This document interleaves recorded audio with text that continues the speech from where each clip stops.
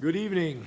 I'd like to call the 7 p.m. April 1st, 2025 Board of Supervisors meeting to order. Our first piece of business tonight is the Citizens Forum. This is an opportunity for anyone to come forward and speak for 3 minutes on any subject that is not on the agenda tonight.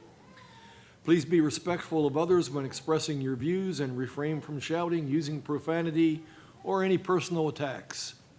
Is there anyone that would like to come up and speak? Mr. Haight, come on up. Please state your name and magisterial district. Not a problem. Good evening. Don Haight, Stevensburg, one of the biggest districts in Culpeper County. Support local farms. The recent government cutbacks are having a devastating impact on farms, large and small. Defunding USAID and other agencies are impacting farmers not just across the United States of America, but farmers right here in Culpeper. Contracts have been canceled and sales have been gravely reduced. The upcoming tariffs will have an even greater impact on farming and other businesses that depend on farming industry directly and indirectly for the goods that the farmers produce. We must do everything we can to help our farming community and do what we can to save the family farm. Solar is one way, but only small scale, 30 acres or less, not 300 acres or more. 300 acres or more of solar is dismantling the family farm, not saving it. Even worse, wasting billions of our federal taxpayer dollars. Save farmland and put utility scale solar where it belongs in current industrial zone property.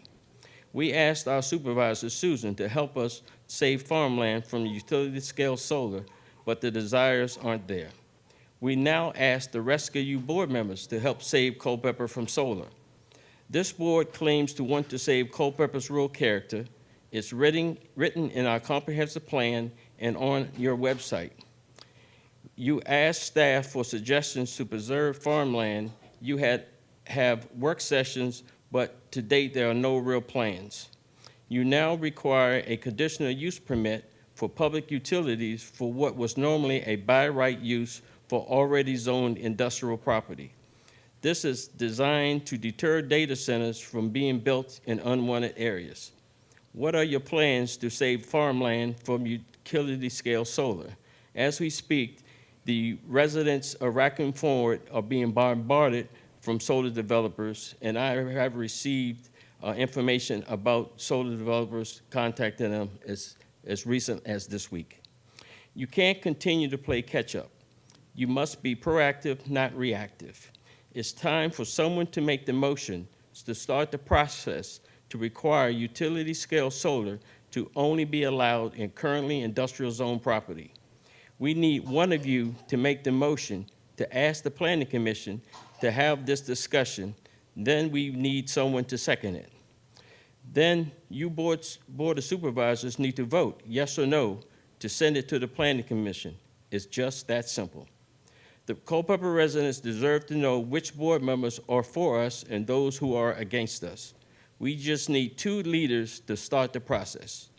Maybe saving Culpeper's rural character isn't real. Maybe it's just a talking point. May God continue to bless Culpeper and his residents. And my name is Donald Haight Jr., and I'm here today, and thank you for your time. Thank you, Mr. Haight. Is there anyone else that would like to speak? Anyone else? Okay, we will close the Citizens Forum. We have an agenda before us. Are there any additions or deletions? Hearing none, we will move forward with the agenda as presented. Our next item of business is item number 4, special recognitions. Tonight, the board will present a resolution to recognize Oliver Brown for 50 years of volunteer service with the 4-H clubs. Mr. Brown, if you would meet me at the podium, and Mr. McLaren will read your resolution into the record. Good evening, Mr. Chairman, members of the board, and Mr. Brown.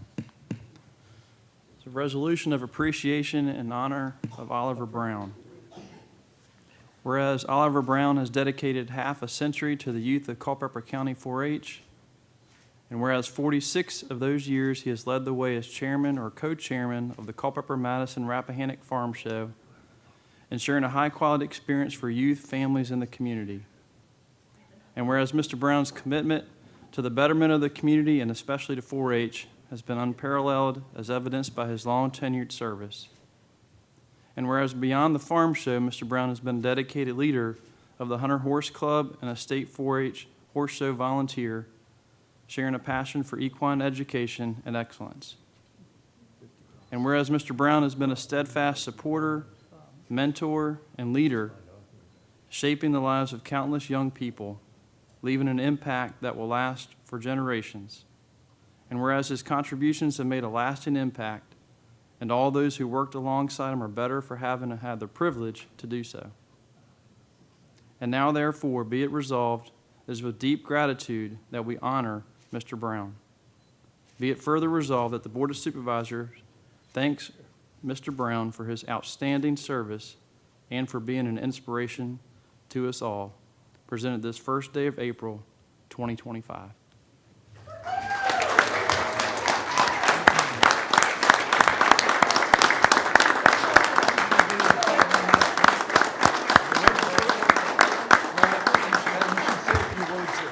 And the microphone is turned on. He may regret that, saying I can say a few words, because I don't know the word few. I want to tell you, I was telling them a while ago, Brad and Paul, I remember my first achievement night 50-some years ago when Jim Dyer got a 50-year pin, and he was the first agent, I believe, for Culpeper. It was even pre-4-H. It was the Corn Club. And I was sitting there, and I'll clean my language up from the normality that I speak. I thought, what an old son of a gun. Not many in here even remember, and Brad does, but 50 years goes by quick. Let's see, 50-plus years ago, I didn't have any children. Now Michael is 50. There's others in here. Casey's been riding with me for years, and so much has happened. I look back, the 50 years, I promise y'all, goes by quicker than you think. Very quick. And I will promise you that some people probably think it's time for me to go. I will not serve 50 more. Thank you. Thank you.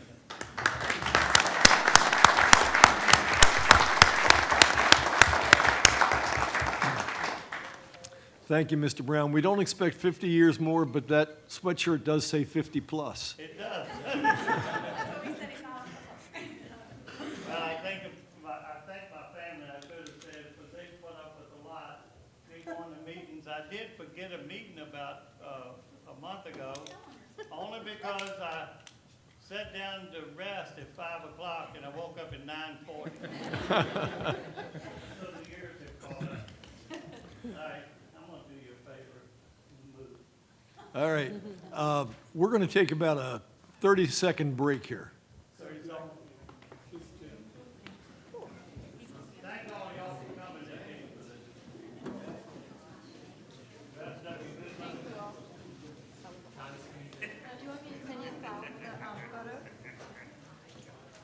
Thank you, gentlemen and lady. Please. Need my help?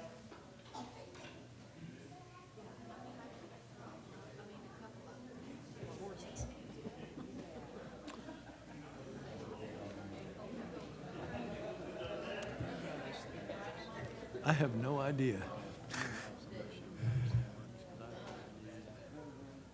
Yeah, we'll catch it sometime.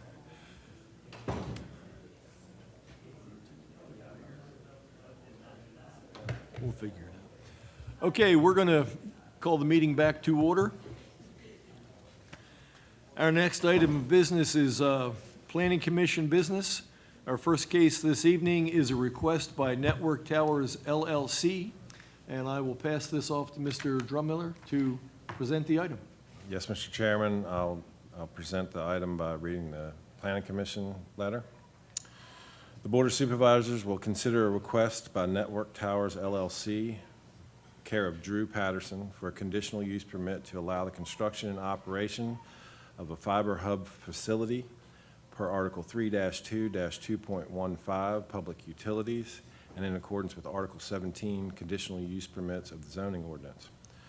The property is zoned A1 Agricultural and is located at the corner of Zachary Taylor Highway and Cedar Grove Road in the Stevensburg Magisterial District.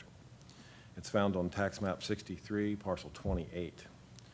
The Board of Supervisors will consider, review, and make findings whether the general location and approximate location, character, and extent of the proposed fiber hut facility is in substantial accord with the county's adopted comprehensive plan or part thereof in accordance with the Code of Virginia 1950 as amended, Section 15.2, 22, 32. The Board is also responsible for making a determination as to the approval or disapproval of the use permit. The case was considered by the Planning Commission after proper advertising and public hearing held on Wednesday, March 12th, 2025. The Planning Commission found that the general location or approximate location, character, and extent of the proposed fiber hub facility is in substantial accord with the county's adopted comprehensive plan or part thereof in accordance with the Code of Virginia 1950 as amended. The Planning Commission also acted in their capacity as the Architectural Review Board and determined that the proposed architecture is in keeping with the design guidelines established by the Board of Supervisors for property within the county's entrance corridor overlay district. The Planning Commission found the request to be in conformance with Article 3-2-2.15 and Article 3-3-2.2 of the zoning ordinance. Upon motion duly carried, the Planning Commission recommends to the Board of Supervisors by a 7-to-1 vote that the proposed use permit be approved with the following conditions of approval. And there are 4. Number 1, the site shall be developed in substantial accord with the tendered concept plan dated January 31st, 2025. Number 2, prior to the site plan approval, the applicant shall reserve adequate area around the proposed compound or expand the leased area to include an area that would accommodate potential screening buffers required by Section 33-9 of Appendix A, and furthermore be hereby bound to install in a timely fashion and maintain such vegetative screening in lieu of any significant loss of existing vegetation that currently provides screening from 522 and Route 652. Number 3, prior to site plan approval, the applicant shall obtain any necessary site distance easements associated with the proposed entrance in accordance with all VDOT standards. Number 4, there shall be no expansion of the facility without subsequent approval from the Board of Supervisors. Sincerely, Sanford Reeves, Jr., Chairman, Planning Commission. Thank you. Questions or discussion for staff? Okay, is the applicant here tonight? Would you like to make a presentation?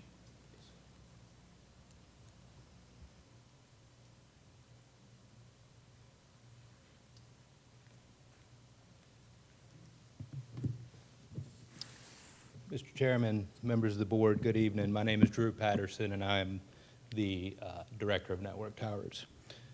Staff did a thorough job of explaining the request, so I'll try to not be redundant on anything. But as noted, we are requesting a conditional use permit to construct a fiber utility hub, a fiber booster, within a 98 by 98 fence compound on Cedar Grove Road.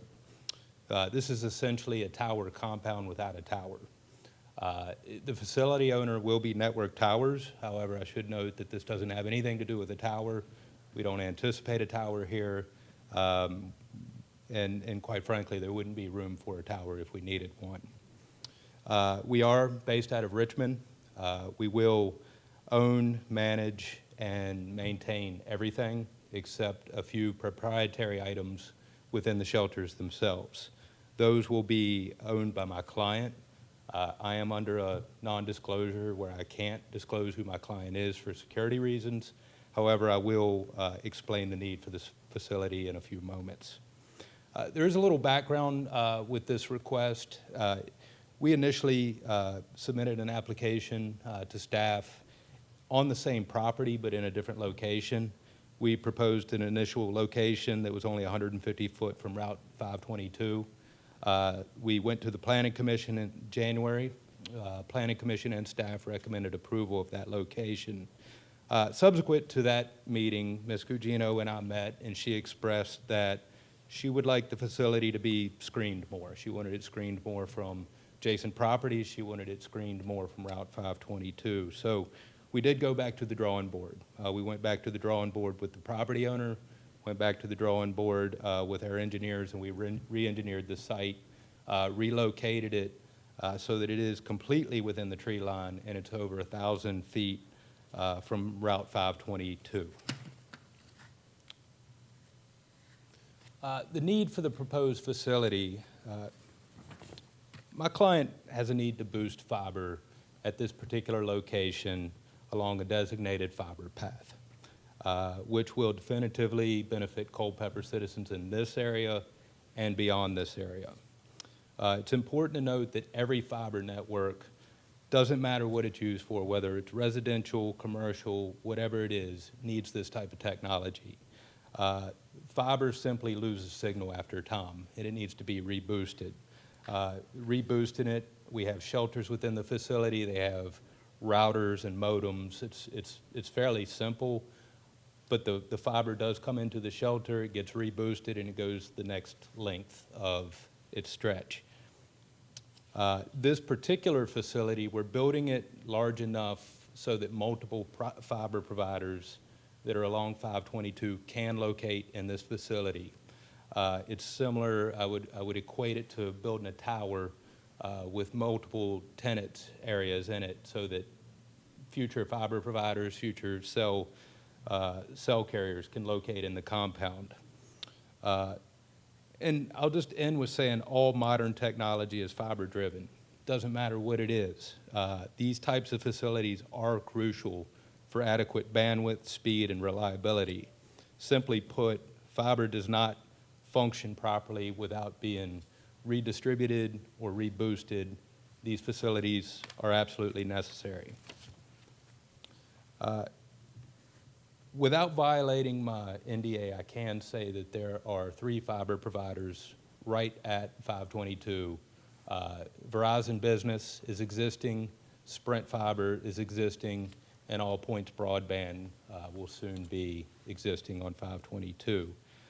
I have spoken with multiple engineers that design fiber networks, and they have said that all of these providers could benefit from the facility.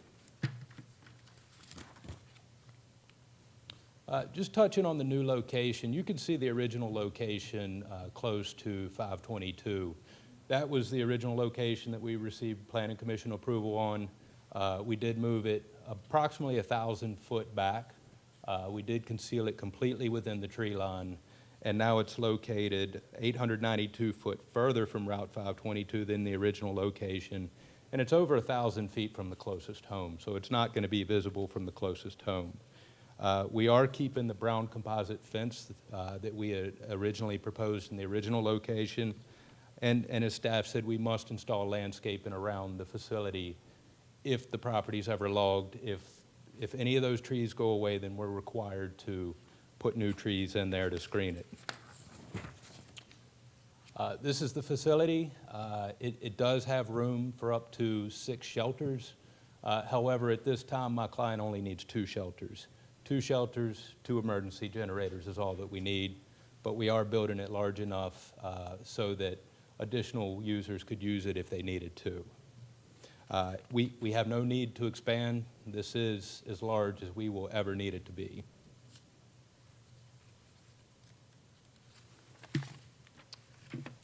I wanted to give the board an example of what this will look like in real life. The brown composite fence, this is one of our sites. This is exactly what the fence will look like. It is a nice fence. It's composite, so it won't weather over time. We will maintain it as needed, but these types of fences blend in with the natural environment, and they don't need much maintenance.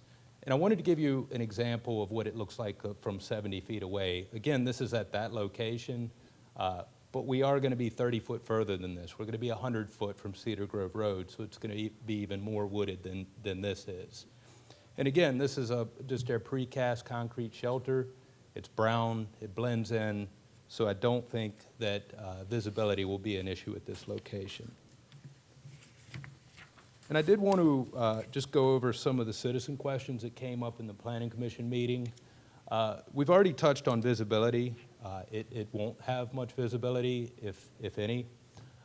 Generator noise. So air generators, the emergency generators, when they're on, we test them at set increments about once a month. They come on for a few minutes and then they go off. They will be 75 decibel levels, which is about the same as an outdoor HVAC unit.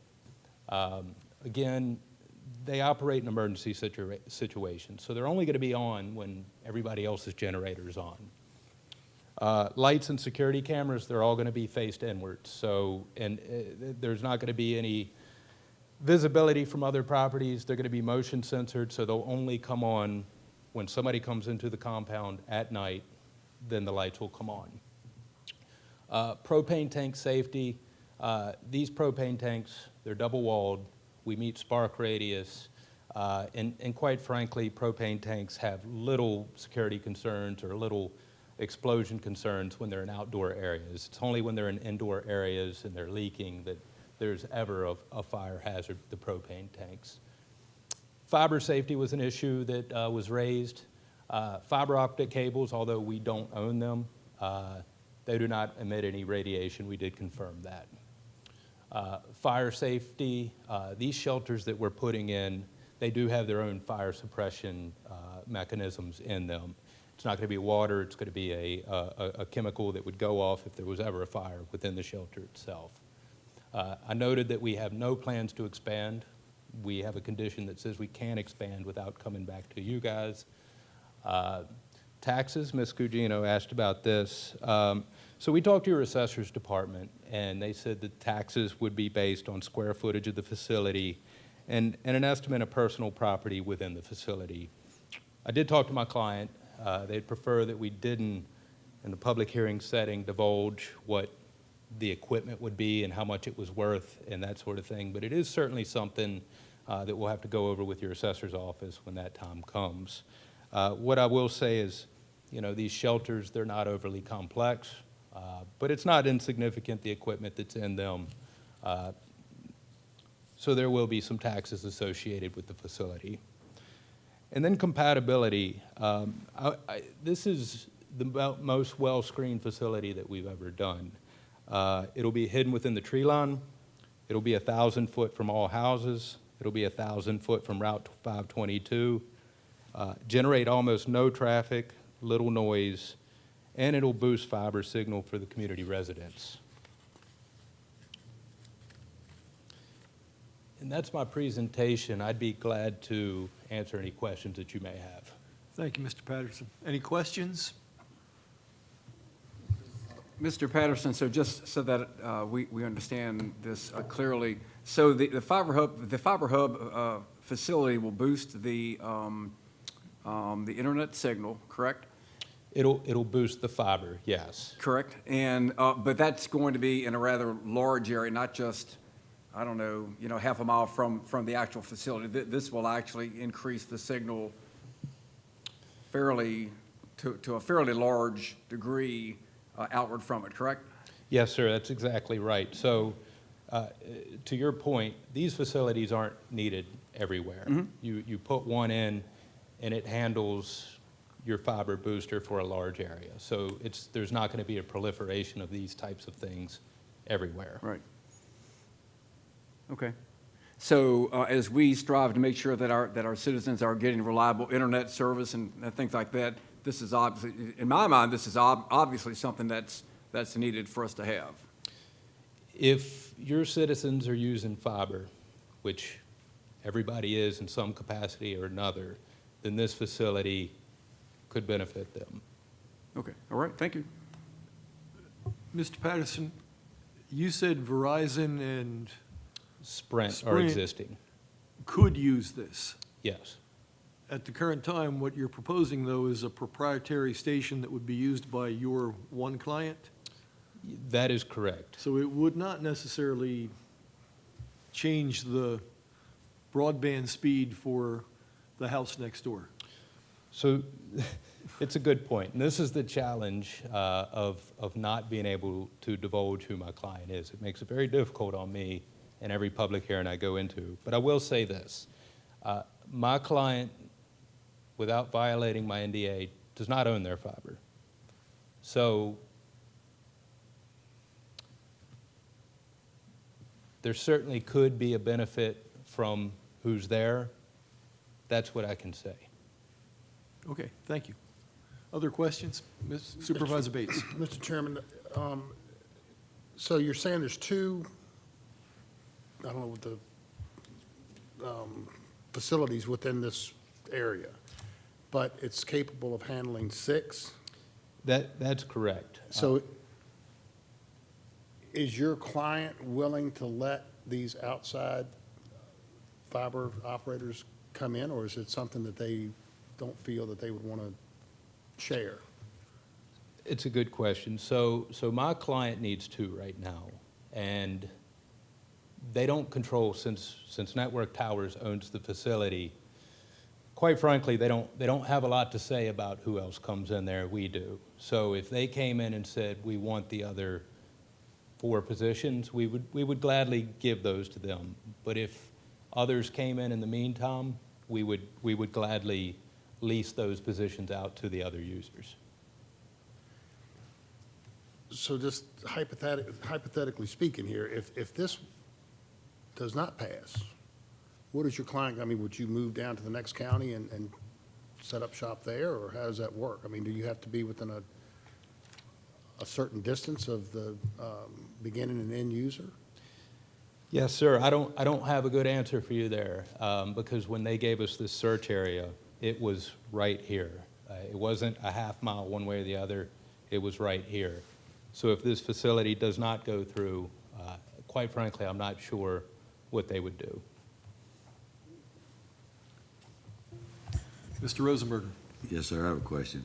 So if you were to be approved here tonight, and as soon as you get this approval, your client, which I think everybody here knows who it is, decides they want to rent all the rest of it, then you can lock that down and it won't do anything for anybody in this county or anybody close that's on fiber optic. I would disagree with you a little bit, because I think that my client absolutely benefits everybody in Culpeper, including this area right here. Not saying that they don't, but I'm saying that if they decide to come to you, if this is approved and they want to lock down the rest of the facility or everything that you can do with future permits, then that locks out the ability for anybody around here to benefit from it from the standpoint of any internet connectivity. Yes. Would you agree with that question? That's a fair point. So my client has expressed to us that they only have a need for 2 of the shelters. So hypothetically, I guess to your point, yes, they could request the other 4, and then the other users, the facility would be full. I'll also say most fiber providers can go with a little bit smaller area than these shelters, so there is the potential that you could put multiple users beyond the 6. But if they needed all 6 shelters, yes, they could use all 6. But we're not seeing that in other locations, that they need that level of shelters. We're seeing 2 to 3. But hypothetically, to your point, that could happen. Other questions, discussion? Ms. Gugino? Yes, so your client only needs 2, but you've designed this for 6. So what has led you to believe that this area would expand to require 6 shelters? So my client feels that they requested that we build this facility for up to 6. When we look at these facilities from an infrastructure provider, and it's the same with the cell tower, even though this is not, we want to build it big enough for the future, quite frankly. And it's a fairly small compound, but 100 by 100 does allow us to go up to 6.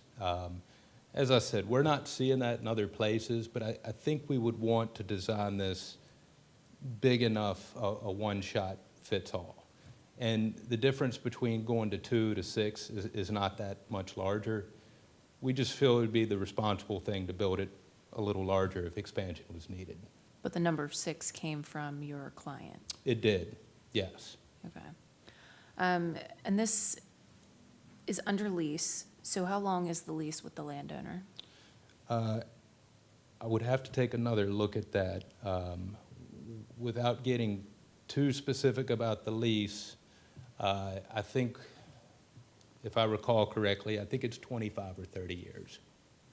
Okay, so then what is the general industry outlay in that 25 to 30 years of what this facility would become? Would it be needed anymore? What is I know the decommission plan was mentioned in the Planning Commission. What does that look like when that lease comes to an end? So if the technology ceased to exist, we're fine with removing the facility, and that's the good thing about Network Towers owning it. There's no other party that you have to deal with. We don't want to keep paying taxes on something that's not needed. We would want to get it out of there as soon as possible, and that's why I recommended to the Planning Commission, we were agreeable to that condition that we would remove it if the technology ceased to exist. To your point, there are provisions in the lease that if the technology does cease to exist, that parties can terminate, Yeah. and then we would remove it.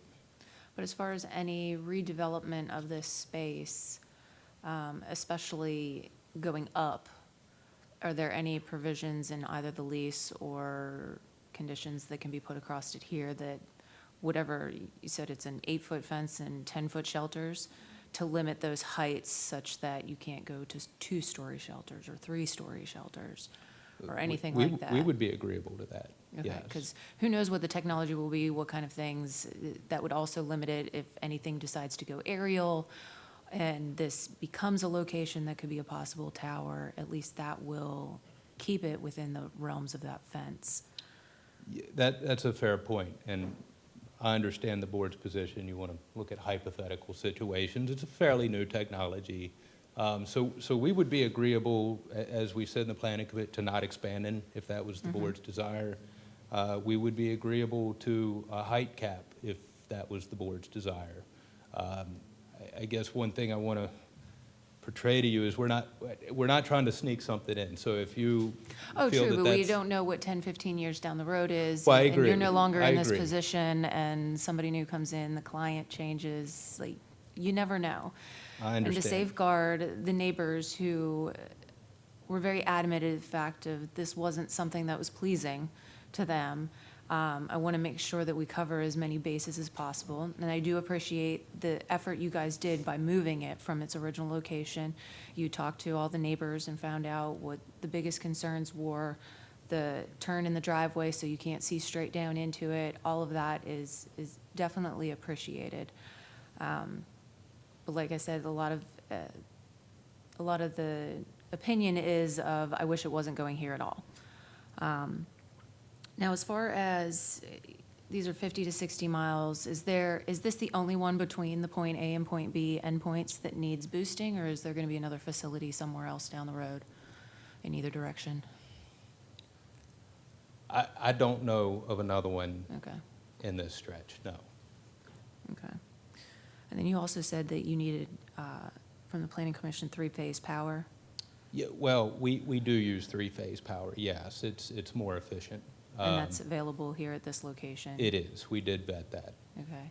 And then when you guys are going to take from the fiber at 522 to this facility, now that you're 1,000 feet away, will there be more disruption to either 522 or Cedar Grove Road on the construction vehicles and boring the fiber, or will those be completely contained within the property? As of now, we believe that we'll come right off 522 and go up the edge of the property so that we're not going on anybody else's property. If we did, we would Okay, have to but get it'll easements. still be pretty much the VDOT right-of-ways, and there could be some traffic congestion as that is going through. Yes, ma'am, but it would be minimal. Okay. I don't anticipate a lot, and I don't at this point anticipate going on out of the right-of-way. Okay. All right, that's all the questions I have. Any other questions? Supervisor Bates? One last question, when it comes to you mentioned paying taxes on something you're not using, but when it comes to the taxes on that facility, the equipment, do you foresee, I mean, your client and your company is willing to work with their assessor's office and Commissioner of Revenue to establish a value? Do you see any hurdles with that, coming up with that value? Absolutely. We take direction from the county, so whatever it is that they establish is the proper way to establish taxes, we have to comply. Any other discussion? Okay, this item requires a public hearing. I will open the public hearing, and if there is anyone present tonight that wants to come up and speak, now is your opportunity. Anyone that would like to come and talk? All right, we'll close the public hearing. Oh, Mr. Haight, you almost missed it. I'm sorry, I was just talking to one of the neighbors that's close to the facility. I thought they was going to chime in, and I didn't want to step on their feet. Our concerns are the lack of profits. Why are our residents of Culpeper County always being left to pick up the burden of when their proffers are not being sufficient? This board has a history of not requiring the applicant to pay their fair share. An example was the Amazon site. We could have gotten $25 million or more from the Amazon site, but yet we didn't require them to have sufficient proffers. And when proffers are insufficient, the residents of Culpeper County, the taxpayers, are the ones that are left holding the bag and have to come up for the difference. And that's the reason why the county had to borrow $110, $112 million, because we have approved applications year after year, and finally, the lack of proffers of catching up to us. And we don't have enough money for schools. We need money for roads. We need money for fire and rescue. And with all the building of houses, sooner or later, we're going to have pay for fire rescue, have to be paid. You know, luckily, we have volunteers, but sooner or later, very soon, we're going to have paid firefighters, and that money has to come from somewhere. The applicant has been very elusive in his answering of questions, and he says he can't divulge who his client is. Many times I've come here, the applicant wants a approved application, but never wants to tell you what's in the building. That's kind of concerning to me, as it is other residents of this county. And the resident, if for those of you who are listening, the applicant told you that basically the facility will not help Culpeper at all, if you were actually listening. He told you that right here tonight. If you don't believe me, go back and listen to it. When Mr. Bates asked him, he was very elusive with the question, and he said it could be. That means it will never be. And the applicant also basically said that they want to create a monopoly when they will not allow other users to join in. And for those of you who are listening, this application simply will not help the Culpeper County residents. And that's very important. And some more questions need to be answered. But most importantly, I would send this down the road because it's really not going to help the Culpeper County residents. Thank you. Thank you. Please come forward.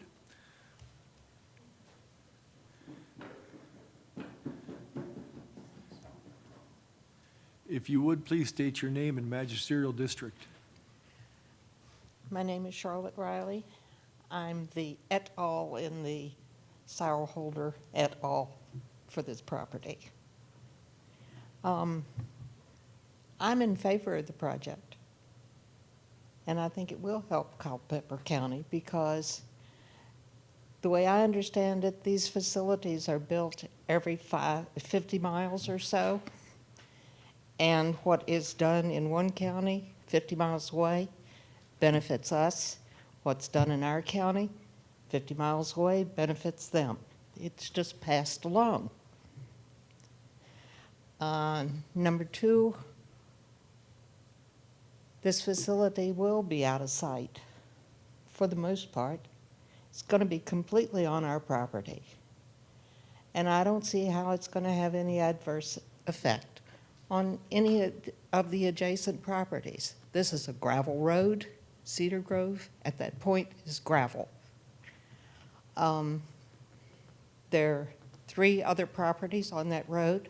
They're all on the other side. We have one side. So I don't understand the objection here. It's a small facility. It's not electrical thermostats or anything like that, transformers. It's not a fire risk. So I hope you will consider it. I'd appreciate it. I raise goats, so I'm not going to put anything on my property that's going to hurt my animals. I have lots of animals. So, anyway, thank you. Thank you very much. Is there anyone else that would like to come and speak? Yes, come on up. Please tell us your name and magisterial district. My name is Sarah Schulte. I do believe it's the Stevensburg district, I think. Yeah, Stevensburg district. I can't say that there is or there isn't a benefit to the county. I can say that from a standpoint of being one of the closest homeowners, there's a lot of unanswered questions. There's a lot of what ifs. There's a lot of insufficient information on, yes, it will benefit Culpeper County. No, it won't benefit Culpeper County. I think some people are failing to understand that this isn't installing fiber optic anywhere. It's helping existing or to be laid fiber. We are one of the closest houses, and we quite frankly don't get fiber internet. There was in the meetings, there was a fire risk mentioned.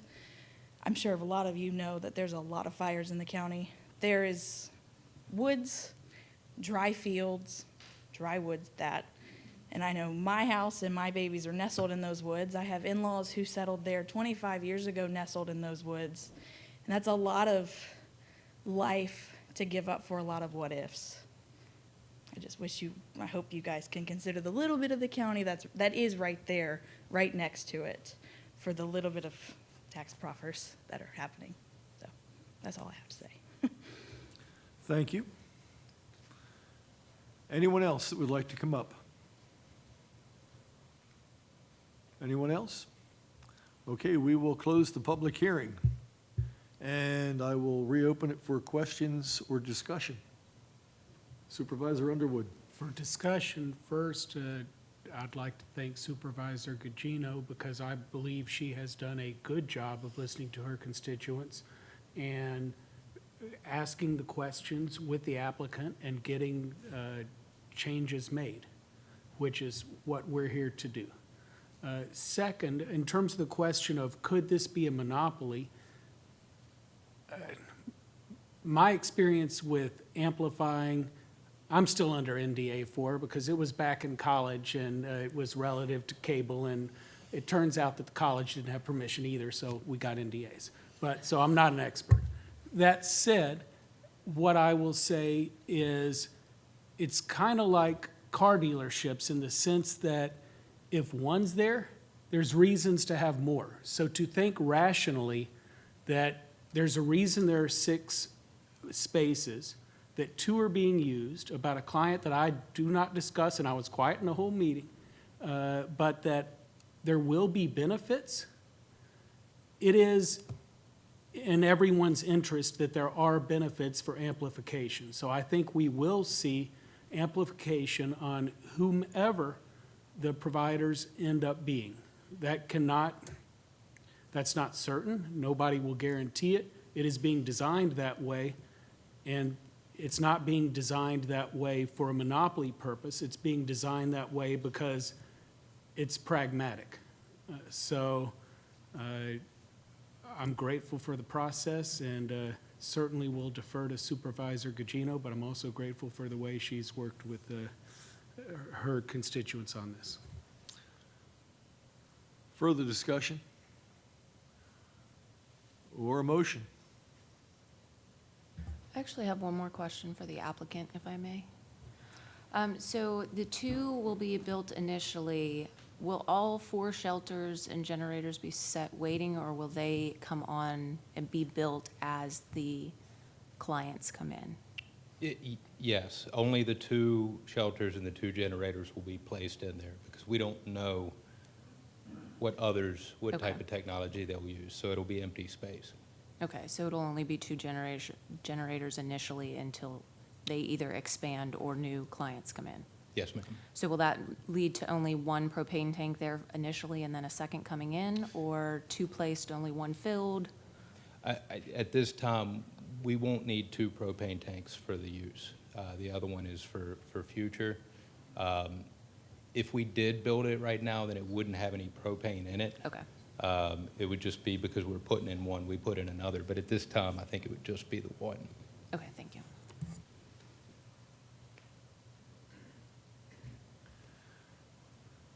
A decommissioning condition, is that, come on back up. Tell us about your decommissioning plans.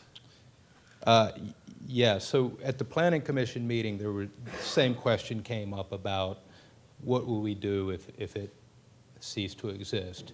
My initial thought was the county code probably already had a provision in it that would say if the use ceased to exist, then it would have to go away in a set amount of time. But in this instance, what we suggested was that there would be a condition, we'd be agreeable to a condition, perhaps 12 months or whatever the board feels is appropriate, but we'd be glad to get it out of there if it ceased to exist. So you would be agreeable to a decommissioning plan to be put as a condition of this approval? I'm agreeable to a condition that says if it ceases to exist, that we have to remove it within a certain amount of time. Usually it's 12 months or so, but whatever the board feels is appropriate. Okay, thank you. Thank you. Other questions or discussion? Is there a motion?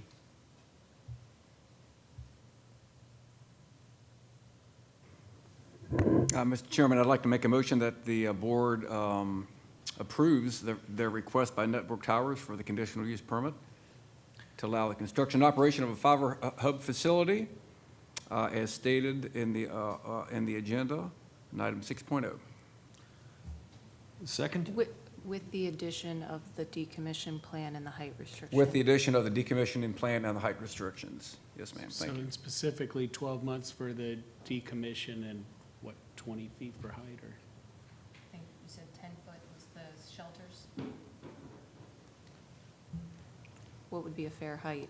We're at 10 now. I would like a little flexibility if another shelter, perhaps 12, if that's acceptable. Well, what's the maximum height in? 35. Oh, yeah, it's 45 in the A1, actually. Okay. So, Yeah, yeah. so It would be 12 would advisable to be- have a height yeah. condition if you're. 12 is fair. Thank you. Super. Okay, we have a second. Is there further discussion? Yes, Supervisor Lee, why don't you restate that motion? I did, but the motion was to approve with 2 additional conditions, one being a condition of 12-month decommissioning period, the other be a 12-foot height restriction, if I'm stating what you said correct. Okay, We can add that to my motion, yes. Thank you, Supervisor Underwood. all right, further discussion. Supervisor Bates. Mr. Chairman, I would just like to make the comment to the neighbor, the young lady who came up and spoke, that we do understand the situation of not having fiber where you live. And we are currently, and I have a hard time saying this, but we've been working on trying to get this fiber throughout the county for the past 5 years. And you are not going unnoticed, and we're doing everything in our power to see to it that we get fiber to the home throughout the county. So eventually, I can see this boosting the speed and the quality of the signal. So with that said, I would be in support of that motion. Supervisor Rosenberger? Just want to make a comment relative to some things we heard during the public hearing relative to proffers. Proffers are not applicable to use permit applications. This is a use permit application. They're applicable when you have rezonings, and they're voluntary and cannot be extracted. So I think it bears mentioning. Thank you, sir. Further discussion? Call the question. All those in favor say aye. Aye. Opposed?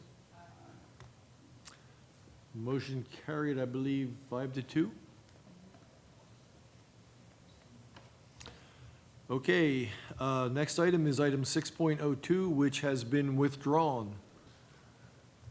And with that, I'll entertain a motion to adjourn. We are adjourned.